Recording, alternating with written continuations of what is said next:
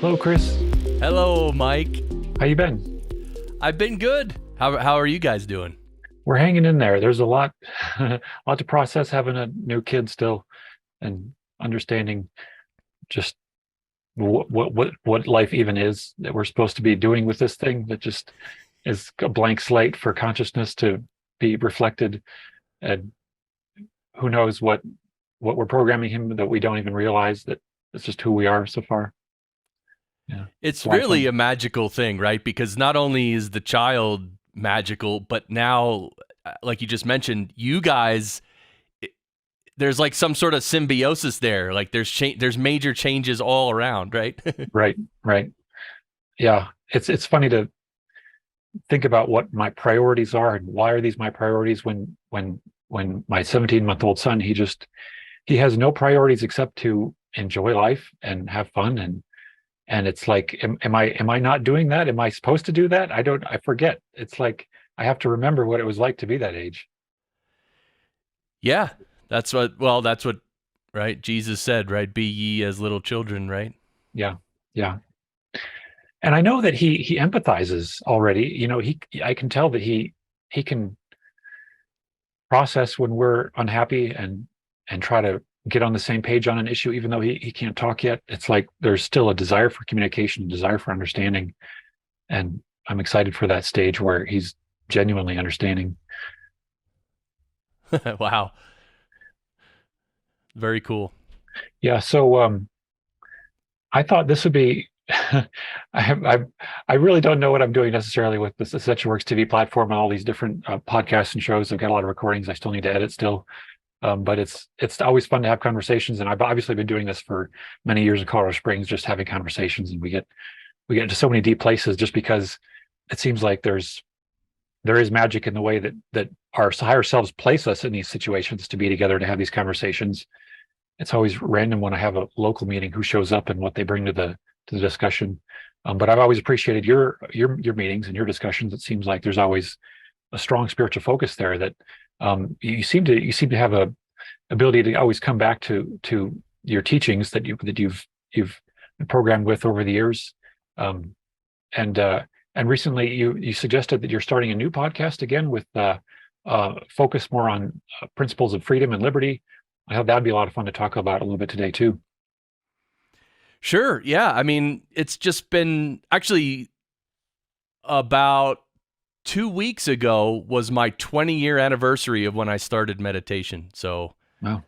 So it's so if if you're watching this and you're thinking, wow, these guys talk about this stuff, it seems to come so easy for them, and there's all this knowledge and experience. Well, yeah, because it took 20 years. I mean, it doesn't happen overnight, and I really enjoy breaking things down to the fundamentals because everyone can understand that. Like when we have our local meetings here, our monthly meetups here in Colorado Springs with our group, new people show up almost every time. And so the way we talk about things, it has to be at such a simple and fundamental level that a new person walking in off the street can understand it and get something from it, right? Like you can't talk over people's heads. So believe it or not, that's like its own challenge, right? How do you explain something that's so deep and so out of the norm of people's thinking? How do you explain it simply? It's not easy, right, Mike? Yeah, it's like we're starting with our culture. We have to keep coming back to our culture, figuring out how do people view things, what are the lenses people have, and we're really just working with the collective consciousness when we're working with community members. We're not forming our separate cult. We're actually just diving straight into what our culture is. And when we have these open meetings and try to process it with other people, what are people dealing with? And a lot of the same things over and over people are dealing with, just anxieties and depression and um, not knowing what to make of the news and all the fear propaganda. And it's just like we're in an ocean of anxieties and fears that people haven't processed yet, and it's almost like it's an expected thing that people will come with a political view and come with, uh, I guess, strong beliefs around their faith. But that's luckily not so much in our kinds of communities where it feels like people are kind of trying to escape to some degree from the culture that they've known from their parents and their families. It seems like that's what meetup.com is great for, people to kind of get away into a culture of people who kind of appreciate this struggle to find meaning in what seems like a meaningless chaos of the world. Yeah, and I'm always amazed that even when a beginner, everyone, when anyone comes in and sort of is able to put their regular everyday lives on the back burner and just sort of be a human being, everybody has wisdom to share. It's just under the surface, like, like, it's so fascinating, the wisdom that comes out of people. It's so beautiful, right? It's like probably a lot of what's happening with your son right now. Stuff just comes out. He's not even trying. And that's what happens with us adults when we stop trying and just leave all this brainwashing and all that, put it aside. It's really, I never cease to be amazed. It's incredible. Yeah, I agree. So maybe we could dive in a little bit to, what is it that people are fundamentally seeking? What is it connected to the concept of freedom and liberation? Do people know that they're wanting more liberation in their lives? I don't know. Are you more referring to the spiritual side of things or the actual society? I feel like it's all connected. Do you feel like there's a connection between me having the right to, for example, do what I want to do in my yard, in my property, do what I want to do, and interact and engage in business the way I want to engage in business, and also be mentally, spiritually free of burdens and pressures and the things that weigh me down internally? Yeah, that's a good question. The first thought that came to my mind was that the spiritual side of things, of course, everything is intertwined, right? We're not just spiritual beings. We're not just physical beings. Like they're intertwined. You can't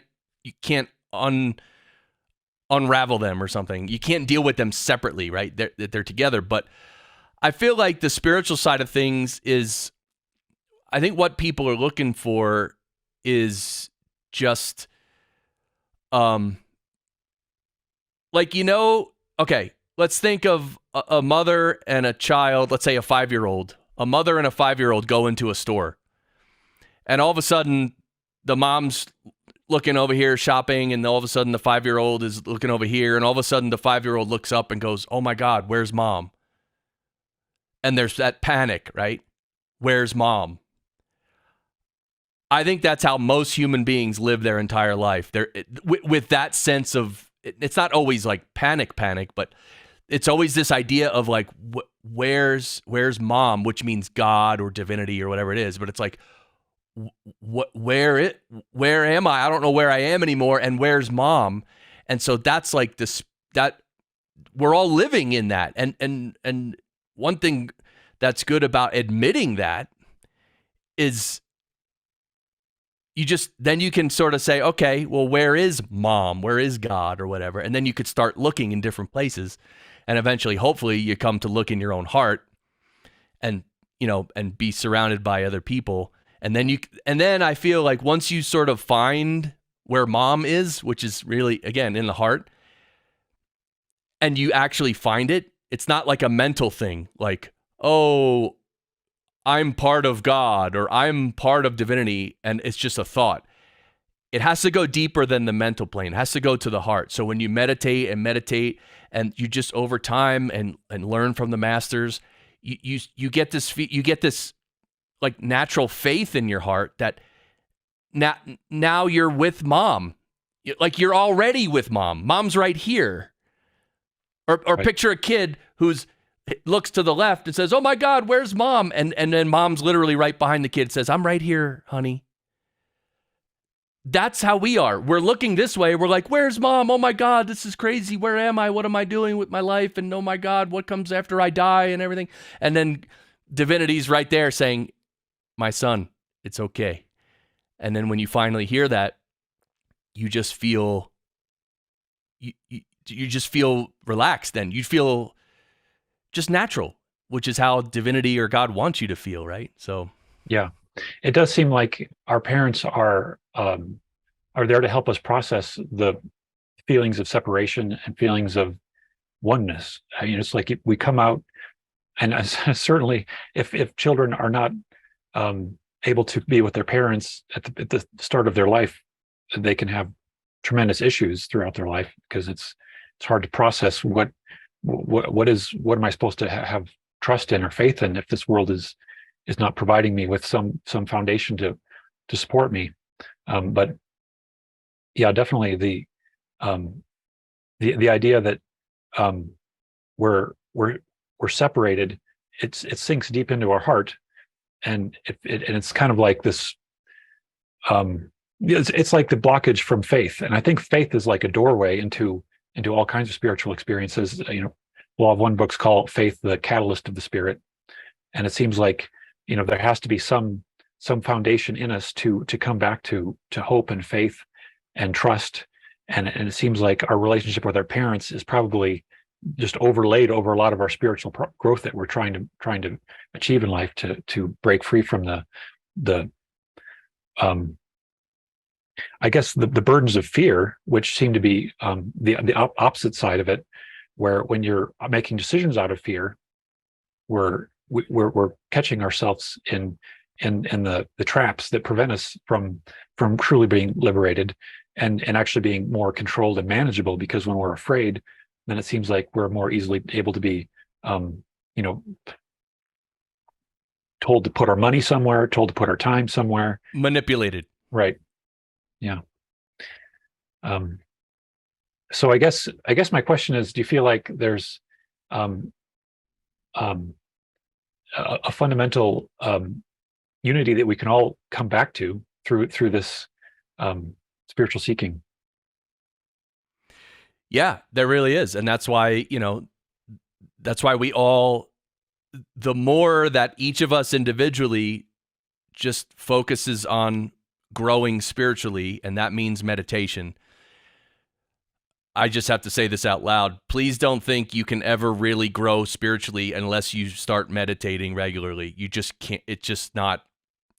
I mean, there'll be freak things that come to you, and there'll be freak things that happen, but meditation is so necessary to regulate our mind and calm us down. And when our mind is calmer, then we sort of feel more. And so meditation, it just has to be there. But one thing you mentioned in the original question was like this idea of freedom and liberty in the physical world, and that, of course, we see governments around the world are just infringing more and more on our freedoms and liberties, and they want to. We don't have to go into all the details of that, but it's getting really bad, and I think the spiritual side is separate from that. Well, I should say, one way that I look at it, it's separate, because the spiritual part is you can do it yourself. And the proof of that is, for instance, people like Gandhi, who just with their force of will and their spiritual and the love in their heart, they can go through anything. You can be in jail for decades and just don't even care. Like, it is what it is. It doesn't matter. Because in the higher realms, it really doesn't matter. So when you reach such a spiritual level, the physical plane doesn't really matter. I mean, now, I don't want to be in a labor camp ever in my life. I hope I don't ever have to go to a labor camp, because I'm not going to like it. But at the same time, I will have to keep in mind and in my heart that even though I am in a labor camp, getting whipped or whatever is happening, it's okay. Mom is still right here, and yeah, it's uncomfortable, but that's a whole another level. So when I think of like the privacy and security issues of the real world, that's more interpersonal, right? That's my neighbor coming to me and saying, yeah, you can't do that in your yard. And I'm like, well, it's my yard. I'm going to do whatever I want. And they're like, no, you can't do that. We wrote it down on a piece of paper here that you can't do that. And so you're doing that. So now we're going to take you and put you in a cage for 2 years. And it's like, really? I mean, by the way, shout out to Larkin Rose. I don't know if anyone has ever watched Larkin Rose, his videos. He has a YouTube channel. Larkin Rose, he's a voluntarist and an anarchist. And this guy will absolutely blow your mind in terms of morality and freedom and liberty and authoritarianism and everything. If you really listen to what he says and understand it, you will become a voluntarist because you are a voluntarist, right? And all voluntarist means is everything should be voluntary. Everything. I don't care what government, I don't care what is happening. Everything should be voluntary, which means, okay, you can tell me I have to pay taxes, but make it voluntary. You can tell me we're going to build this road here instead of building that building over there. Okay, that's fine, but make it voluntary. Everything should be voluntary. I should not be coerced into anything. And if you try to coerce me into something, now you are the aggressor. And I have the right, the God-given right, to defend myself. So that's the worldly side of it, yeah. Yeah, I definitely have been, I don't know if I mentioned this to you, but I've considered that maybe the preservation of the free will of others really is like the foundation of ethics and morality. And that's, the Law of One books talk about the first distortion of the creation as being free will. This is the foundation of all creation is this principle of free will being explored to allow the creator to know itself. So it would seem that what you're talking about, voluntarism, is really just respecting people to have a right to choose and making that the foundation of a society. And you can't really, I don't know if there's really any downside to that other than that people might try to take advantage of one another. And then you end up having to, interpret through some kind of judicial system, what does it actually mean for somebody to be agreeing or disagreeing or consenting, not consenting. For example, by living in a city, are we subjecting ourselves to some kind of authority structure that the city is now holding over us?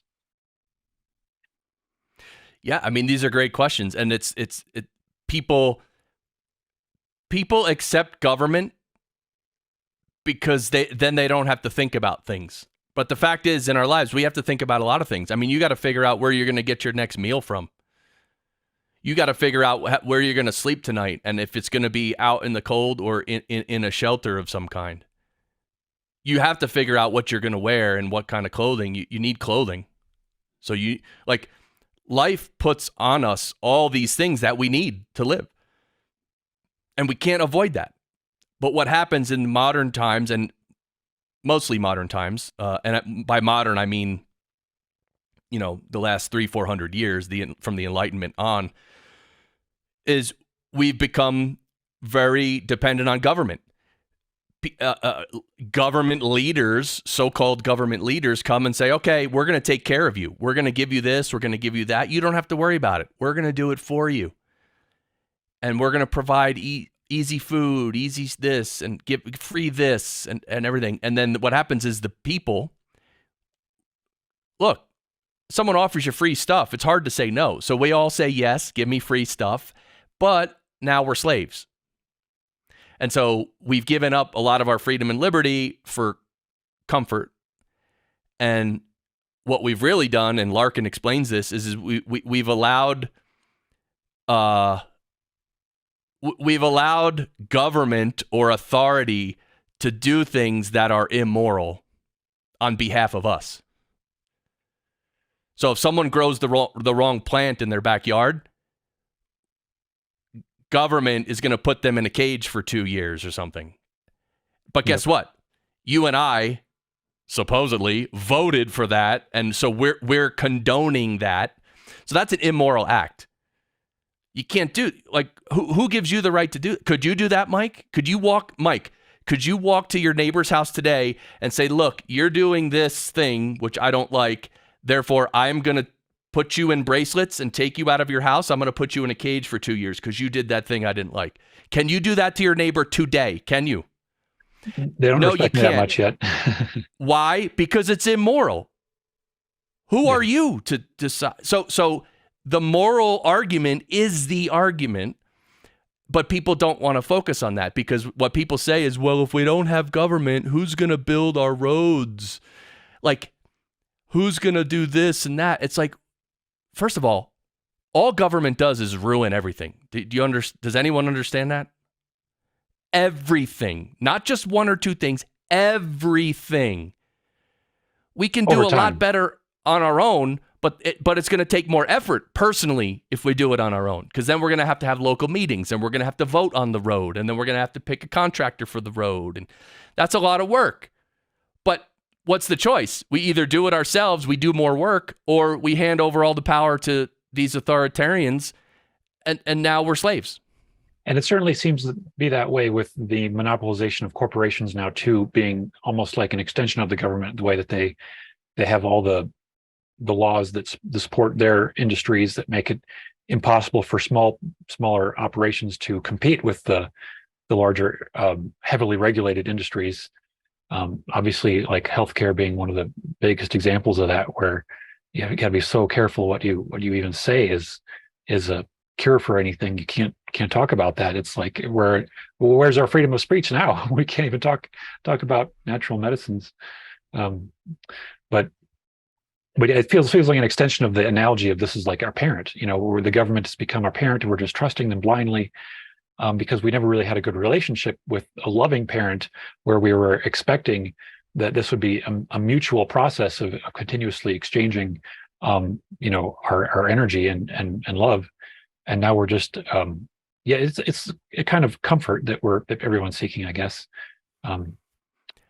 It's interesting you say it that way, that the government is like a parent, but it's almost like everybody has two parents, obviously, at least in the very beginning.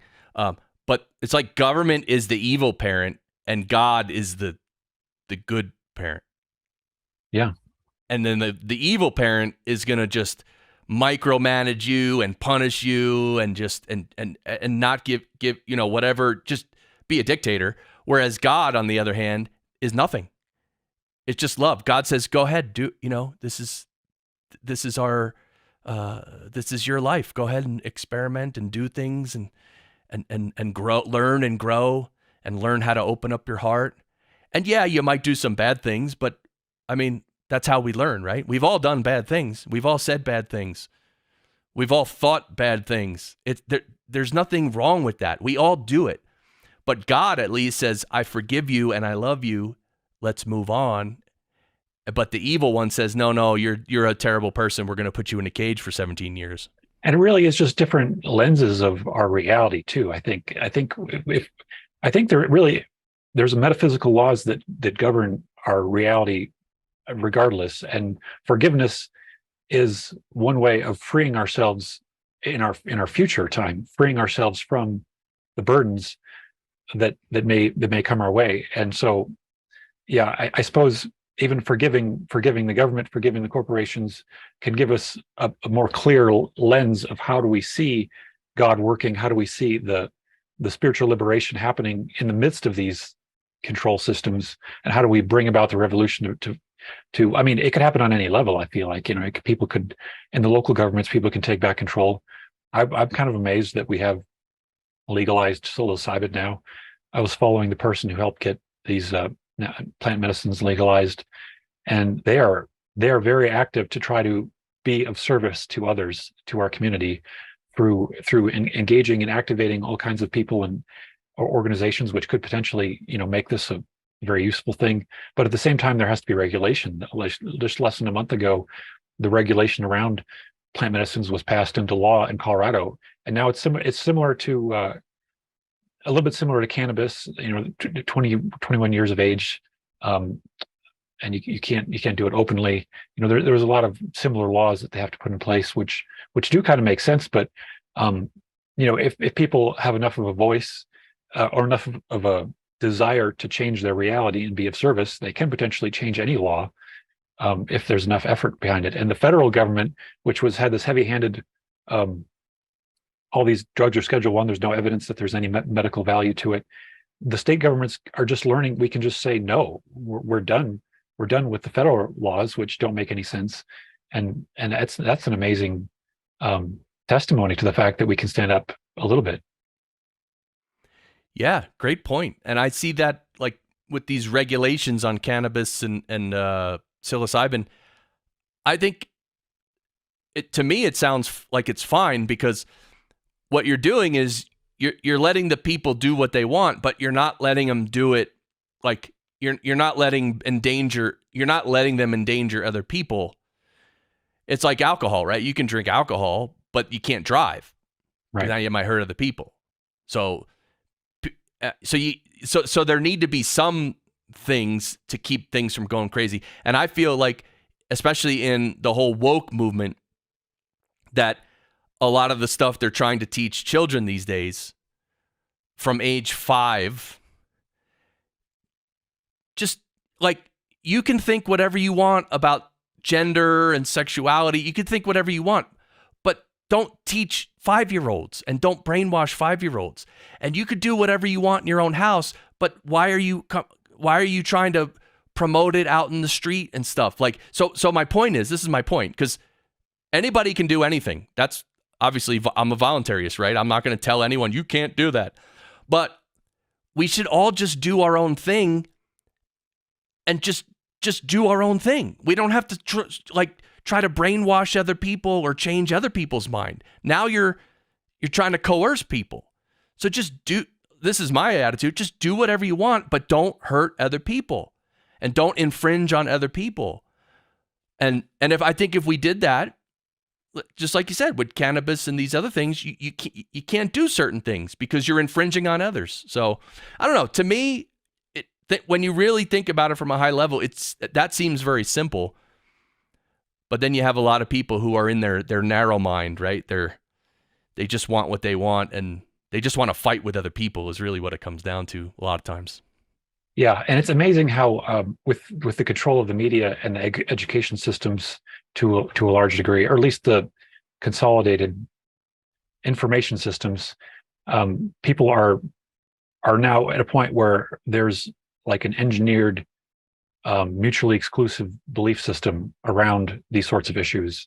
So some people can take it as it's totally a religious thing for people to preserve gender identity freedoms and abortion freedoms and all kinds of things that are so heavily polarized. People can interpret them as my side is the side that is the true morality and your side is not.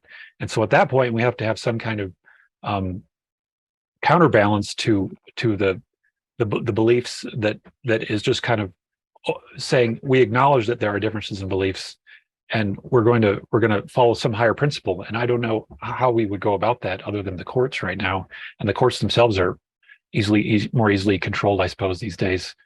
It's hard to say. Yeah, that's a great point. How do you handle that? And that's a great question. So that's what we should be talking about instead of some ridiculous Donald Trump interview where she said this and he said that and whatever. Like, we need to discuss these real things. How can we have different opinions?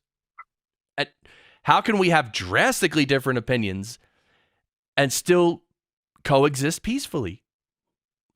We can do that if we're adults. If we're children, we can't. And a lot of children these days, right? A lot of adult children.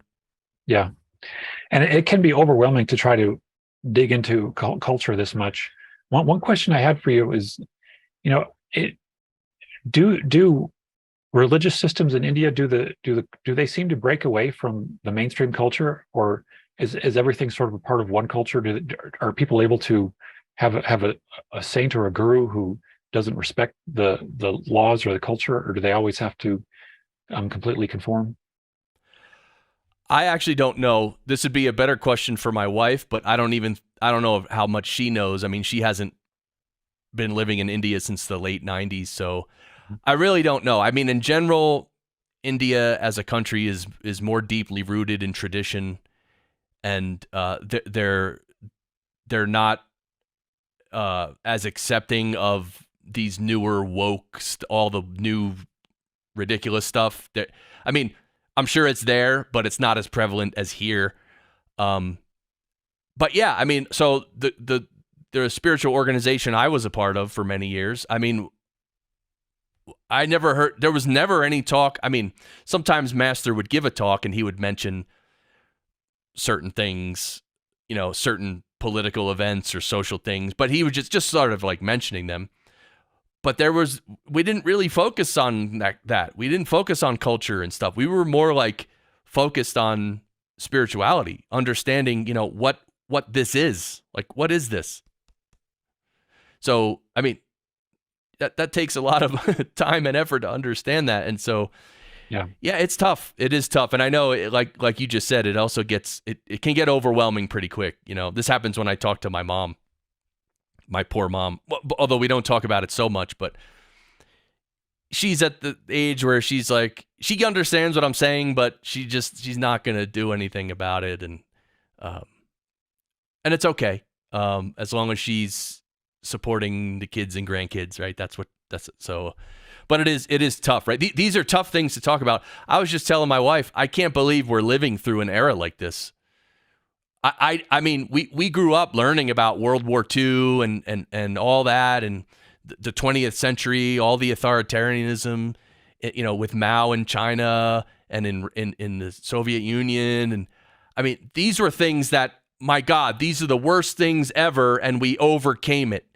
And now we don't have to deal with that. And all of a sudden, here we are, and now we have to deal with this. And I just can't believe I'm living in this time, and I have to deal with this, really. But yeah, well, I don't know how much of it related to shifts in education that it's like, who's actually tracking what the textbooks say and what the curriculum is, and how much there's uniformity across the curriculum across the country now, whereas maybe in the past you'd have local regions with people with their own opinions, and you'd have more people who maybe appreciate the foundations of liberty in some areas than others, and now we're in a society where the universities are like 90% one orientation, which almost doesn't make sense how that could occur. But that is something I had to wake up to in university when I was attending a college, is that some classes were just about programming and some classes were about productivity. I had to learn to focus on what actually mattered, which encouraged me not to go get a master's degree too. It's like as soon as you get out into the industry and you're actually producing things, this is a very different set of lessons than most of what I had been taught in school. And trade school is probably a good idea for people to get into more focus on actually being a value, because it seems like once we're actually producing things, it's clear to see the light of God in the service to humanity that's being offered, as opposed to just a system of thinking and putting too much focus on beliefs that aren't actually producing any fruits. That is a great point. And I just heard about this series of books called the Tuttle Twins, and apparently I've heard about it a couple years ago, but I'm actually about to buy the series of books, the Tuttle Twins. It's a series of 12 books or something, and it's for kids, and it's just very gently teaching them about freedom and liberty and free markets, and more like libertarian or sort of voluntarist sort of ideas, but very gently, right? And it's not really religious. It's more just bringing these concepts into the minds of the children without brainwashing them, right? You're not brainwashing them. You're just you're giving these little, you're teaching them these words and showing them scenarios of what this looks like. And so as they grow up, they at least have those seeds in their mind of those little things. So I'm about to get those books and start reading it with our granddaughter. So I'm pretty excited about that. Yeah, I saw I think they had animated series too. I think I've seen one of them. Oh, I don't remember how much maybe it's a different one I'm thinking of, but I've seen more and more, liberty focused kids programming now. So Of course, when I looked up reviews, of course most of the review, probably 95% of the reviews were great, because it's like people who are homeschooling their kids, they're looking for just, neutral sort of material, and these books are great for that. And then of course you have the 5% who are like, oh my God, this is these are fascists and teaching kids fascism, and like just people who are literally unhinged. They don't even know the words they're using. They don't even know the meaning of. And so those are kind of laughable, but I mean, some people do fall for that kind of propaganda, right? Just spewing words, and it's unfortunate, but it's okay. One thing I wanted to talk about is, I think a lot of people take a lot of things too seriously, and it seems like the one way that I've experienced a degree of freedom is to appreciate the world as an illusion and a stage, and just like a platform for me to have an experience where, just as though I was watching a movie and learning a lesson, I get to watch it unfold in real life, and have an experience that I can take gratitude in the fact that I'm having the experience, and not have to wait for a condition externally to take gratitude in. I can see what's happening, take gratitude for the fact that it's teaching something. And even though the lesson seems to be a collective lesson that's kind of spiraling out of control, I think that it's accelerating our potential to learn the fact that we don't have to take this as seriously. We can come back to the heart, and we can come back to our potential to create a new reality without having to take this one so seriously. Yeah, I agree. And it's right. And it's one way to look at that also is like your level of ego, right? If your level of ego is very high, then it's like, oh, that's mine. You took what's mine, and give me that. And then you're scared. Where's mom? And it's just a lot of ego. But then when you diminish the ego and you realize, like you just said, that this is just an experience and you're part of this wondrous thing, which we don't even know what it is, but we know that there's love supporting it from underneath, then you can sort of relax and just experience it without so much fear. So, and I think that diminishing of the ego, I don't know, maybe that's the lesson of being born as a human being, right? I mean, that could be the lesson, right? What do you think? Yeah. It seems like we are. I like the puppet show analogy that we're pretending. We're doing a really good job pretending to be humans, and we're forgetting that we don't have to try so hard to always pretend to be humans. We can allow ourselves to be a part of one greater being that is playing out these different scenarios intentionally together. Intentionally, we have astrology that pits one person with the planet over here, one person with the planet over here, and then we have this kind of metaphysical geometry which pits people against each other with opposite aspects of that personality trait. And so now we get to have the most maximal fun that we can by playing all these different contrasts out. But until you see that it's the human mind is like this filtered veil of consciousness, where it's just this tiny a lot of one refers to it as we're wandering around in darkness with a tiny candle trying to correct imbalances. But when we die and we go to the other side, then we have a grand overview. We can see the bigger picture of everything and see how it all fits together, and we can heal from that. We're not necessarily correcting the imbalances that exist when we're on the other side. We have to incarnate for the correction of imbalances. But when we do incarnate, we forget that when we just have this tiny candle, that there's a much greater picture to this whole thing. But just wandering around, it can be stressful and it can be confusing. But that just adds to the layer of fun when we see that it was just just like playing a video game the whole time. Yeah, that's a beautiful way to look at it. And I want to ask everyone who's viewing this right now, because Mike and I and a few others, we're going to start doing a regular show, and we were thinking about what to call it. And I came up, I think, with the greatest name of a show in human history. So I want to tell you all that name right now, and then I want you in the chat, put in a 1 in the chat if you like it, and put a 2 in the chat if you dislike it. All right? So the name of the show could be Mike and the Meat Suits. Oh, it's so good. Come on. Come on, let me see those ones. Let's go. Yeah. Oh, yeah. there's a 1. Thank you, Debbie. I forget what the other names were now too, but yeah, I do love that concept. It's I think Ram Dass said dying is like taking off a tight shoe.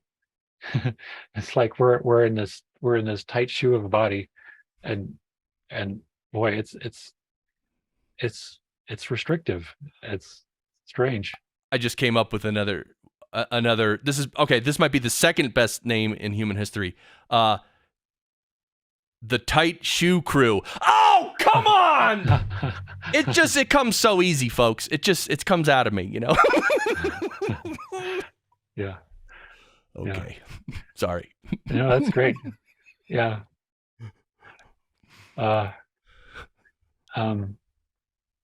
So we could go in a few different directions now. So yeah, another question that I think is related is like, what is telepathy? Like when we're experiencing telepathy, and certainly more with my son, I feel like I'm getting some sense of how I can kind of visit him in my mind, and I can find his innocence. And then from that standpoint, it feels like we're communicating on a deeper level. Looking into his eyes is another thing. When I can catch a glimpse of him when he's actually curious what's going on in my mind, he'll look into my eyes, and if I have love in my eyes, he can forgive me much more easily than if I'm distracted and doing my own thing. He doesn't appreciate as much. But I feel like telepathy is like the one mind recognizing itself in multiple bodies. Does that make sense? Yeah, or like some sort of a resonance across space and time, like just something that I don't know what the connection is. I mean, I've read a lot of the stories about telepathy. I mean, that's one of the original aliens and telepathy were two of the first topics that sort of were leading me towards spirituality. And so I've heard stories, and also in my own life, I mean, I could, I don't know if I've ever had telepathy with someone at a distance, although it has happened many times where I'll be thinking of someone and then they'll call. That's happened at least 2 or 3 times. And also the other thing that I experience quite a bit is, and this is probably different. I don't even know if I would consider this telepathy, but me and my wife, like we'll be driving in a car for 30 minutes and then all of a sudden we'll both start to talk at literally the same time, and we were literally both going to say the same thing. Yeah. But again, I don't know if that's telepathy. That could be, I don't know what that is. Maybe, what do you think that is, Mike? Well, Rupert Sheldrake did so much scientific investigation into that kind of thing. He's basically proved that everyone has this ability to know when somebody else is calling them, when there's a connection to that person. When there isn't a connection to that person, it's totally random, and it's not as easy. But when you've already got a bond with that person, then there's already like an ability to understand that person's vibration subconsciously, and you can get that. You get the phone call before you get it physically. You get it in your mind, I think. And I still don't even know if that's something that's happening on some higher level where it's not just that person's mind. It's like a joint aspect of consciousness, which is on some deeper level that is manifesting through both of you that particular event that's about to happen. That's what I was going to say. Maybe it's something that's filtering down through reality that not makes them think or makes you think about them and then makes them call you. Like, yeah. So it's not this one that causes this one. It's something from above that causes both at the same time. Right. That's deep. Yeah. Yeah, the Law of One books talk about a social memory complex that we're all kind of like becoming the one mind of the planet as we grow more in oneness. And this is like, it's like a unit of consciousness, which then becomes, like they said, Ra is an example of a social memory complex that is now acting and thinking as one being and communicating as one being, even though it's a collective of minds that are merged together. And then maybe that on like a galactic level happens at some point too, where the galaxy becomes one mind again, interacts with other galaxies, and or maybe that's already happening. That's always how it's been. Is the mind of the galaxy is one consciousness. So I got on a tangent here. What were we talking about? Telepathy, Yeah, I guess. yeah, just connecting telepathically. Yeah. Yeah, it's fat.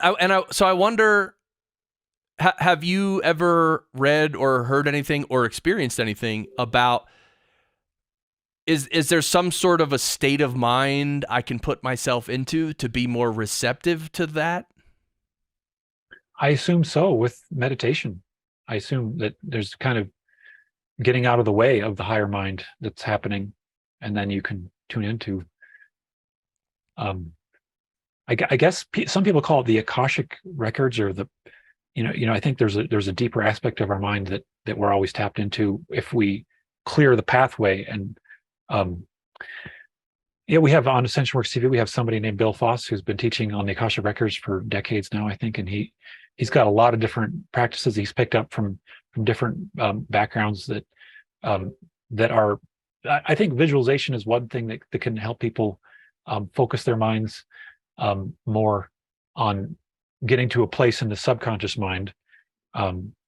Visualization is an amazing topic in and of itself. That there's actually ambiguity for me between what is imagining something and versus having it actually manifest on like an astral plane, which then has effects.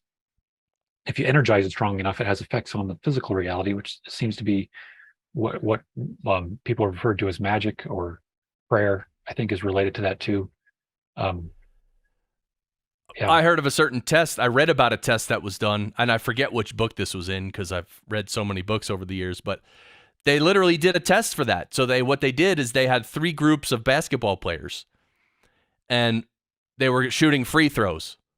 So the first group, what they did was they went on the court. First they got a baseline for every player, right? Every player shot 100 free throws, and you get their score, whatever. Then the first group went and they practiced. Let's say they practiced 100 more, physically practiced. The second group, I forget what the second group did, or maybe there was only 2 groups. Let's say there's 2 groups then. The second group, they didn't physically practice. They sat down and they imagined themselves shooting 100 free throws. And so one group did it, physically practiced. The other group mentally practiced. And then they both went on the court and they shot, and they both improved by the same amount. Wow. So I don't know how many. I'm sure there's been more tests than one test, but I wholeheartedly believe that. Mm-hmm. Because it's just, again, the connection between mind and body is something we don't understand. And that's why, I love visualization. Even in the book I wrote years ago, I talk about visualization, and I've done it throughout my life, but I always think about it. I'm like, I should keep doing that. Why don't I do that every day? Sit down and see myself doing this and providing service, and customers coming and giving me money, and right? And that's the kind of thing, by the way, which I have ridiculous ideas all the time about starting live streams just to do stuff like that. Okay, we're going to do a 15-minute visualization live stream every day. And we start the live stream and I say, "Hi, I'm Chris. Glad you're here. Let's spend 15 minutes visualizing." And then that's it. We all just sit there with our eyes closed. And then after 15 minutes, I say, "Okay, great job, guys. See you tomorrow." But who's going to tune into that? One thing that I could share, the Law of One books put emphasis on.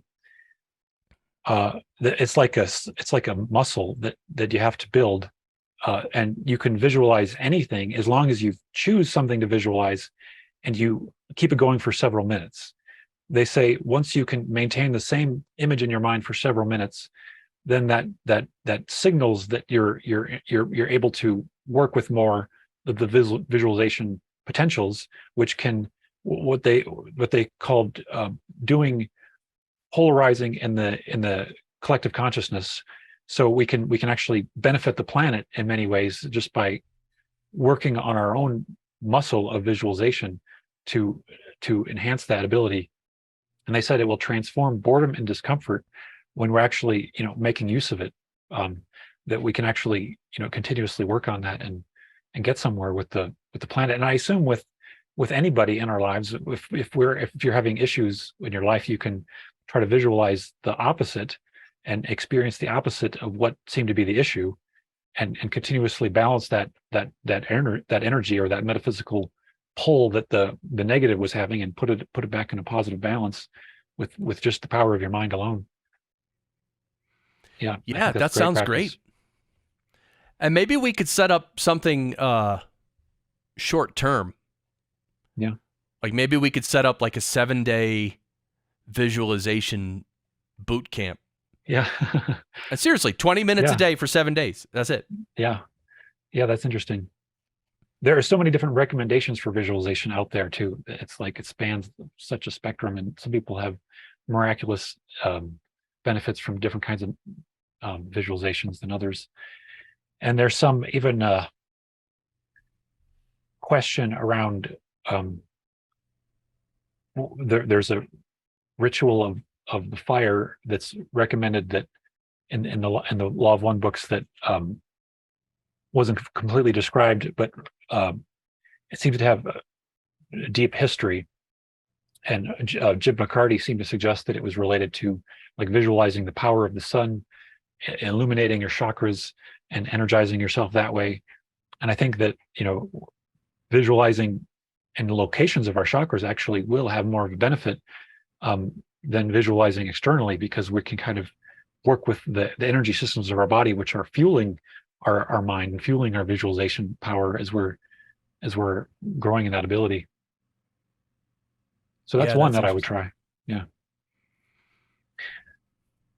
Yeah, very interesting. And one other thing about visualization that I always remember from Tony Robbins is he mentions that the more sensory data you can visualize, like for instance, you can see something, you can see yourself going into a job interview and getting the job, but you can also, make it like really super detailed, like walk in and you look at the chair and you feel yourself sitting down in the chair and you feel yourself sitting up straight, and it smells like a clean office, and there's someone interviewing you, and you're completely relaxed. And, you can like, I think the more nitty gritty detail you get into, the better, right? Because it sort of immerses you in there, and it also helps you keep doing it. Because just trying to sit there and think, okay, I'm going into a job interview and I get the job. I'm going into a job interview and I get the job. Like that doesn't seem very compelling, right? Right. Yeah. Yeah. It's like the placebo effect to some degree, that we're programming our consciousness to not engage in, I guess, the patterns that are very familiar, of breaking the patterns of anxieties. Another crazy thought I had is that, and I'm sure this has been done, and I may have even brought this up before, but have some sort of a retreat center where you can bring a bunch of basically kids. Like, so let's say you take them, when the kid's 5 years old, like 50 kids that are 5 years old come with their families and live in this place, and then for the next 15 years, you literally you're teaching them, every day you do visualization, and like you do everything that you and I and everybody watching should be doing every day, but you just teach the kids, and it's all, and I'm just so curious, like those 50 kids, when they become adults, like how powerful would they be? Like how like what would that be like? I'm so curious. Yeah. It's I don't know what the boundary is of, well, there's so much human drama when you start trying to create a society of people that are broken away. But I know that, Christian groups can teach people to pray together, and I think there's a lot of power there. If people are believing it and they're seeing it with their minds, that a child's prayer, I've heard stories of children's prayers being the ones that broke the issue when in groups of Christians with the adults praying and praying, and then the child comes involved, getting involved, and then there's the breakthrough. I've heard some of those stories. But yeah, it's just like the education system. It's like, who has the right to to teach their philosophy over their kids?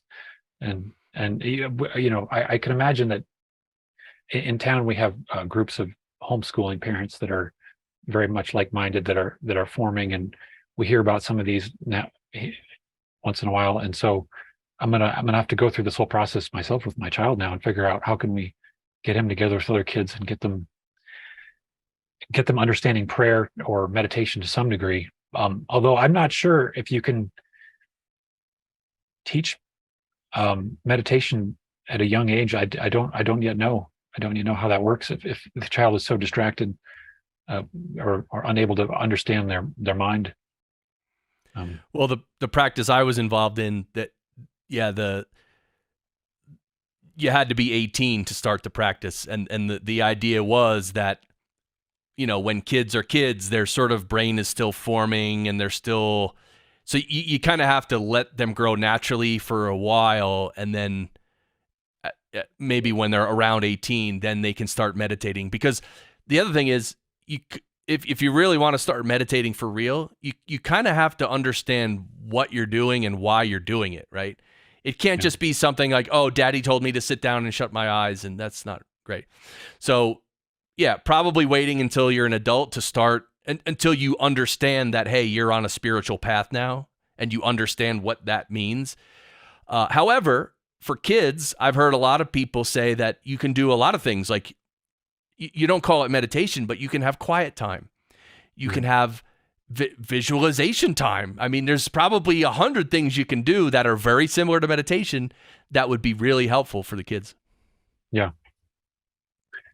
Yeah, I've seen people on YouTube, training their kids to read with the blindfold on and learn that kind of ESP.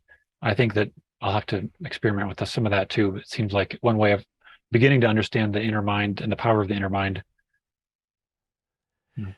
Yeah, I mean, who knows the limit, right? We don't know. We don't even know the limit of what we're talking about here, right? No one knows. Yeah. I remember as a kid, after watching Star Wars, I don't know if I was 8 years old or something, thinking, oh gosh, I wonder if that's actually real. Can I use the Force? And then I just tried for, a few minutes. Like, I guess the Force isn't real. I can't do it. I can't find a way to do it. But if somebody had truly convinced me, no, you got to start small.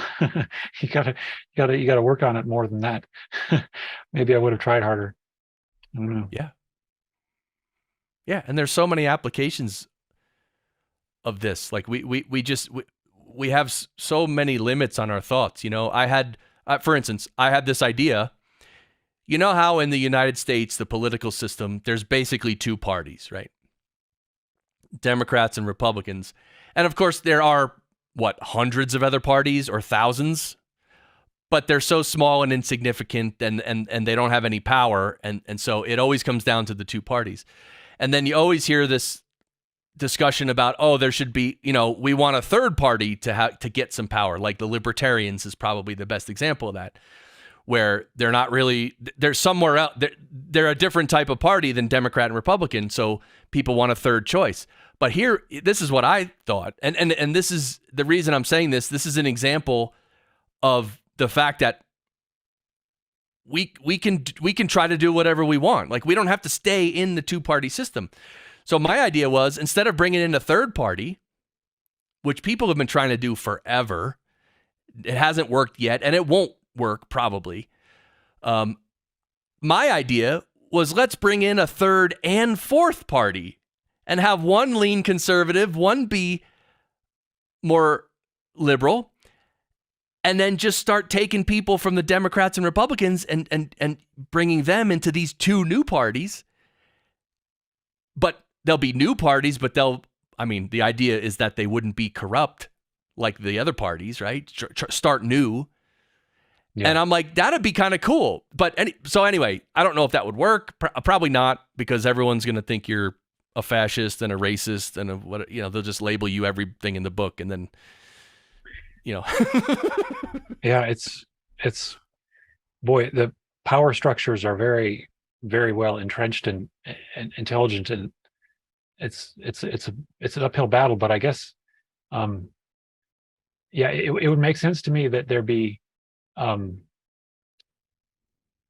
I guess, more movements when there's something that's a serious issue that the Republicans and Democrats are not dealing with, and there's a lot of very serious issues that are like the people are not getting the budget under control. There's so many issues that seem to be things people could unite on, that we need to form an alternative. Um, but gosh, that's a separate discussion completely, I guess. Totally. Yeah. That's deep too. Yeah. And plus, as a voluntarist, I don't believe in government at all. So anyway, but of course, I'm half kidding because I'm not really kidding, but I don't think true anarchism is ever going to really be tried, because as well, at least for the next many years, because people just their brain can't handle it yet. So, it is what it is. Yeah. So we're going for an hour now. I guess we can get wrapped up pretty soon. But yeah, it's great to keep on having conversations and talking about all kinds of things.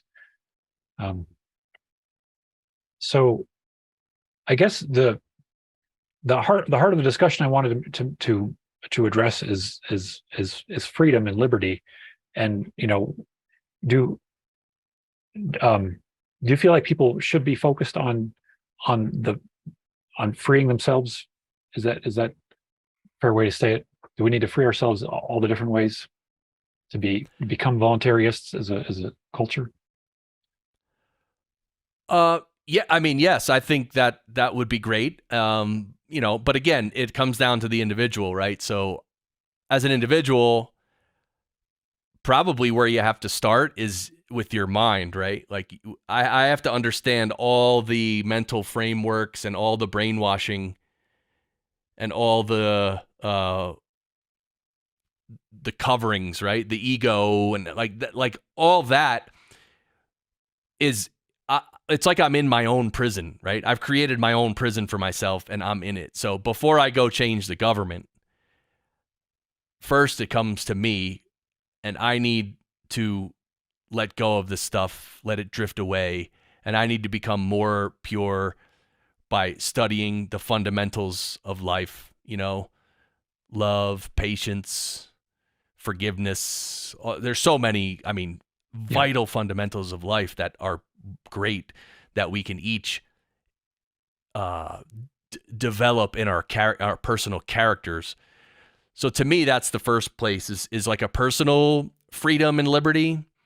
And then after that, then it comes to, then I guess, as Jordan Peterson talks about, you should start with yourself, and then the next level is the family. And then the next level is probably your local town or your local neighborhood, and then your city, and then your country, and then the world. Yeah, but it seems like today,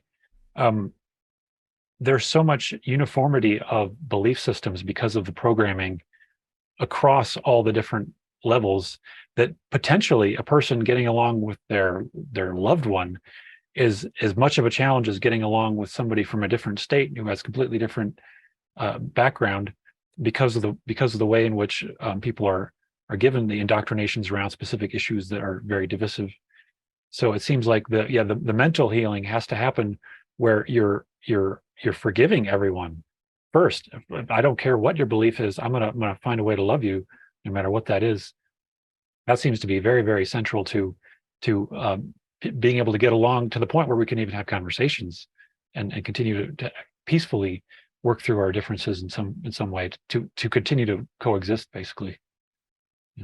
Yeah, forgiveness, forgive the other people and love the other people. But I want to point out that loving other people doesn't mean you have to talk to them or live near them or even deal with them or give them any attention or nothing. Because there are people in this world that they're working for the devil, they're evil. They're pursuing bad intentions. They really are. And that again, we can love them, we can accept them, and we can ignore that for a while. But at some point, if if things get bad enough, or they get too close, or they're threatening harm, then you have to do what you have to do. And of course, this comes back to the story of Arjuna in the Bhagavad Gita, right? Where he had to fight a war and kill his own family members, his mentor, his teachers, literal family members. He had to literally kill them because it was his dharma. And so that to me, that's a very strange area of life. It's like there's such a balance between, oh, I want to love everyone and I'm so spiritual, and then on the other hand, like, I'm going to literally kill these evil people. Like, we are forced in this human incarnation to somehow end up in the middle. We can't just be all lovey-dovey and accept everything, because then they're just going to kill us or put us in a camp. And we can't be like, well, we're not going to take any crap from you. We're going to kill you. It's so strange that we have to navigate a path through the middle. But we have to. And so that's why, like, talking with you, Mike, and talking with your Ascension Works communities and everything, like, we have to, these are the things we have to talk about. We don't have to debate abortion and all these other debates. Like, first we have to help each other get in the right mind frame and get rid of all this brainwashing and be real human beings with each other. That's what needs to happen first. So I'm really glad you're doing that, Mike. Thank you. Yeah, I totally agree. It's all about the balance between love and wisdom, I think, is the way Law of One puts it. And the battles move on into higher densities of consciousness. Even the more advanced beings, it's like there's a level on which beings have transcended the appearance of duality, and they see the value in every single positive and negative attribute that is balanced out in the higher level of looking at it. But in the way that we're looking at it, and we still see ourselves as up against the issues and up against the enemies, and it forces us to find the way to love through wisdom and find the way to set the boundaries and set the parameters of our reality. And certainly, our country, United States, has foundational principles that have given us, the safeguards so that we can kind of operate around principles of liberty, which I believe is basically this voluntarism idea you're talking about. Is it seemed like they originally were going for with our country, and it's just everything is corrupted and manipulated, because that's just human nature, at least on this planet at this time. And so and it's very fascinating how even the talk that we need to be more loving is one form of manipulation for people to be manipulated into giving over their free will around a particular area. So it's a lot to navigate, and it's great to continue having open conversations.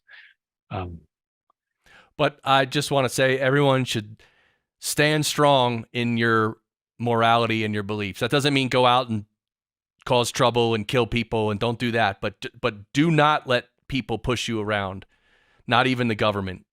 And just, again, you just do your own thing, and you don't have to. It doesn't have to come to a clash, but just stick with good people, and do what you believe to be right, and of course, don't infringe on anyone else's freedom or liberty, and you'll be just fine. Yeah. It's very beautiful. All right, I guess we can continue this conversation another time, and hodl Bitcoin. Sorry, just had to add that.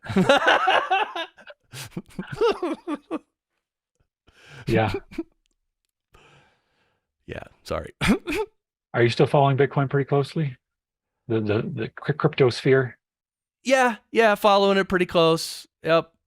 It's the same. It's, I think we bottomed out, so it's going to take probably a year or year and a half to go up, but we're on our way. Mm-hmm.